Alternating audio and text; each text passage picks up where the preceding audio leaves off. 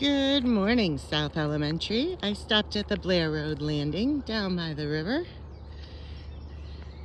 to have a nice backdrop for the final chapter of Adventure According to Humphrey. I hope you enjoy the view and the rest of the story. Here we go. Land ho! When we got back to room 26, I was almost too tired to squeak, but I managed to tell Og I'd had a great adventure, nearly drowned, but lived to tell the tale. Boing! At least he sounded interested. I didn't get to tell him more because the bell rang for recess and my classmates streamed out of the room. The room wasn't empty for long, though, because Mrs. Wright, Mr. Morales, and Ms. Mack all joined Mrs. Brisbane in the classroom. "Do you have a minute, Sue?" the principal asked. He was still wearing his red shirt with the bright blue sash. He'd taken off his earring and eye patch, though. "Of course," she said. "Please sit down." It's always funny to see grown-ups sitting on the kid-sized chairs in the classroom. I tried to imagine them as students. Mr. Morales would be a good student with a playful streak. Mrs. Brisbane would be a good student, an excellent student like Saya. And of course, Ms. Mack would be an almost perfect human like Miranda. But try as I did, I couldn't imagine Mrs. Wright as a child. "Did any of the students admit to smuggling Humphrey on the boat?" Mr. Morales asked. Mrs. Brisbane shook her head. "No, I think Kirk and Richie felt so terrible they would have confessed to it, but they didn't. Maybe someone was jealous of their boat and did it to get them in trouble," Mrs. Wright suggested.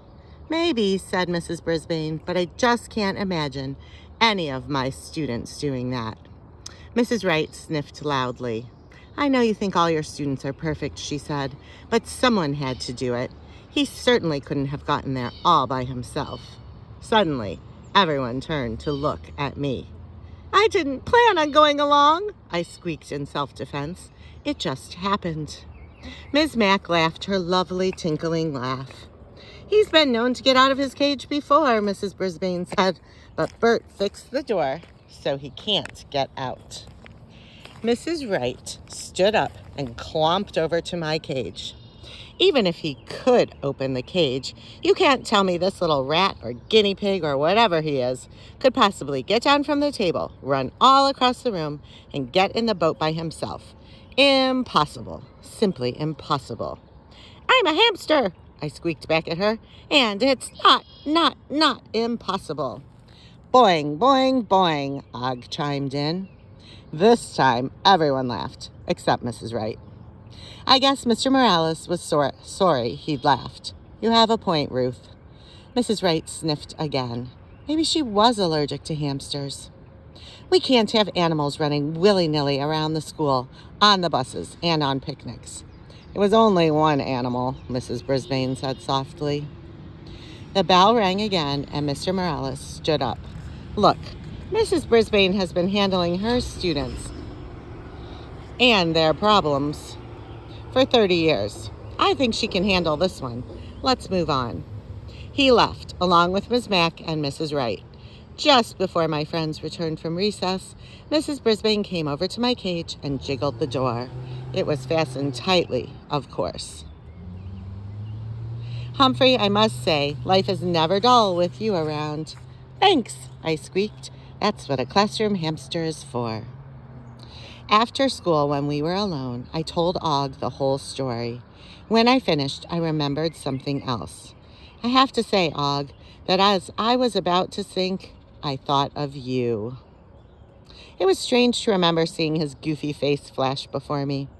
I know if you'd been there, you would have saved me because you can swim and because you are my friend. I was surprised at how quickly Og responded with a boing, boing, boing. Boing, boing. "I'd do the same for you," I continued. "I can't swim, but I'd think of something. I guess we make a pretty good team after all. Maybe Kirk and Richie will too." Og dived into the water with an impressive splash. And with that, I crawled into my sleeping hut and slept soundly, dreaming about the high seas, pirates, best friends, and yes, Ms. Mack. No more boat building, no more pirate talk, no more contests.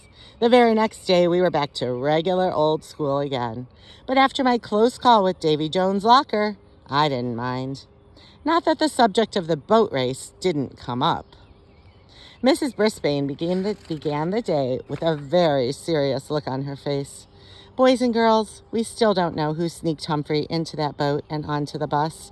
If the guilty party would like to confess now, it would make all of our lives a little easier. But no one confessed. There were some shuffling feet and a few cleared throats. But no one confessed. There was no one to confess, except me. I hate to punish the whole class, said Mrs. Brisbane. I couldn't take it any longer. I did it! It was me! I squeaked as loudly as I could. Everyone laughed, even Mrs. Brisbane. Well, I guess Humphrey has the last word for now, she said. If anyone would like to confess to me in private, I'd appreciate it. Meanwhile, we are moving on. Over the next few days, there were a few changes in room 26. First of all, Richie, and Kirk had to write letters of apology to each other. Then each of them had to give a speech to the class, apologizing for almost ruining the boat race. In his speech, Kirk said that teamwork was more important than winning, and that the team that works together always comes out ahead in the end. As usual, he ended with a joke. This time it was one I'd already heard, about the Scarecrow winning the award for being outstanding in his field. Get it? Richie made the point that 2 wrongs don't make a right. At first I thought he was talking about Mrs. Wright, and I shivered a little just thinking about her whistle, though she's a very good song leader. And I would like to take a break to apologize to South Elementary School's very own Mrs. Wright, who is a lovely person and a kind and generous teacher. But then I realized that he meant just because Kirk treated Richie the wrong way didn't make it right for Richie to break the rules and bring along the submarine. I cheered loudly for both speeches. Aldo changed back to his regular non-pirate ways of talking and cleaning, thank goodness. But every once in a while, he'd do a little hornpipe dance while he was dusting. The other change in room 26 was something, or someone, wonderful. Miss Mack came in to help Mrs. Brisbane for 2 hours every day. Then she would go back to the library and help Mr. Fitch for another hour or 2. She smelled so good, and she always remembered to bring me yummy treats like apples and strawberries. Having her around was a dream come true. One day, she asked Mrs. Brisbane if she could have lunch with her. They sat across from each other at Mrs. Brisbane's desk and took out sandwiches and water and yummy-looking fruit, and they talked. I'm so glad it worked out with Humphrey, Ms. Mack said. When I left here, I wasn't sure you'd like having a classroom hamster. I wasn't sure myself, Mrs. Brisbane admitted, but he's added a lot to the class. Good, said Ms. Mack. She chewed on her sandwich a little more and said, I'm a little worried about what I'm going to do now that I'm back. I need to make some money. Funny, I've been worrying about that too, Mrs. Brisbane replied. She doesn't look worried, though. In fact, she was grinning, and I have some big ideas. Ms. Mack's big brown eyes got even bigger. What? Well, I don't want to say yet, but you are a very talented young teacher, and I know of several opportunities coming up. Mrs. Brisbane said she was being awfully mysterious. You'll find out soon. What? I shouted. The 2 women chuckled. It sounds like Humphrey has a few ideas too, Miss Mack said. He always does, Ms. Brisbane agreed. Speaking of Humphrey, has anyone confessed to smuggling him into the boat? Well, yes, you actually heard him confess. So Ms. Brisbane had understood me. Ms. Mack glanced over at my cage. Could Humphrey really do that? Mrs. Brisbane looked my way, too. If there's one thing I've learned this year, when it comes to Humphrey, anything is possible. Boing, boing, Og twanged, splashing in his tank. The 2 teachers burst out laughing. When they finished their lunches, they each gave me a treat. From Mrs. Brisbane, it was a small and crunchy carrot. From Miss Mack, it was a soft, sweet slice of banana. I crossed my paws and hoped they have lunch in room 26 more often. And then something really wonderful happened. Ms. Mack brought Mr. Fitch to room 26 one day. He said that due to my bravery during the boat race and my contributions to the class, he was presenting me with my very own library card. And there it was, a lovely little rectangle that read, "This card grants full library privileges at Longfellow School to Humphrey." He taped it to the outside of my cage. Everyone applauded. Then Miranda Golden, my special friend, raised her hand. "But how is Humphrey going to check out books? He can't get to the library by himself." Oh, humans. There's so much they don't know. In fact, I was already planning to stroll down to the library later that night to see if there was a good movie I could watch.